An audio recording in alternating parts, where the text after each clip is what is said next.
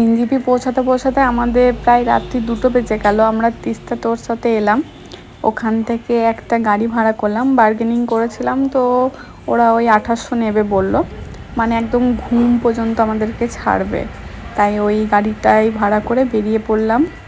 ঘুম শহর পর্যন্ত পৌঁছাতে আমাদের 4:30 বেজে গেছে। এখানে এসে দেখি যে কোনো দোকান, কোনো হোমস্টে কিছু এখনও খোলা হয়নি। এটাই স্বাভাবিক। আর আমি বলেছিলাম না যে আমাদের সাডেনলি প্ল্যান হয়েছিল যে ঘুরতে যাব, তাই আমরা আগের থেকে কোনো বুকিং করে রাখিনি। ইভেন আমাদের টিকিটটাও তৎকালেই করা।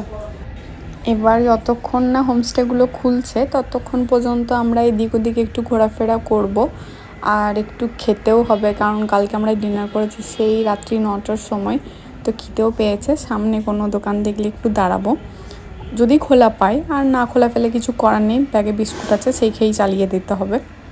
আমরা ভাবছি আমরা হোমস্টেটা একদম গ্রামের সাইডে নেব, কারণ শহরে থাকার কোনো ইচ্ছে নেই। কিন্তু বর্ষাকালে যদি রাস্তা খারাপ হয়ে যায় গ্রামের, তাহলে আমরা আর ওদিকে যাব না। সামনে একটা দোকান খোলা পেয়েছি, এই দোকানটাতেই আমরা একটু মোমো খেলাম। আর এই দোকান থেকে যে ভিউটা আসছে, ওয়াও, আমার তো খুব ভালো লেগেছে। এখন ওই বাজছে 5:30 পৌনে 6টা, দেখতে দারুণ লাগছে তাই না? আবার দেখা হচ্ছে পরের ভিডিওতে, টাটা।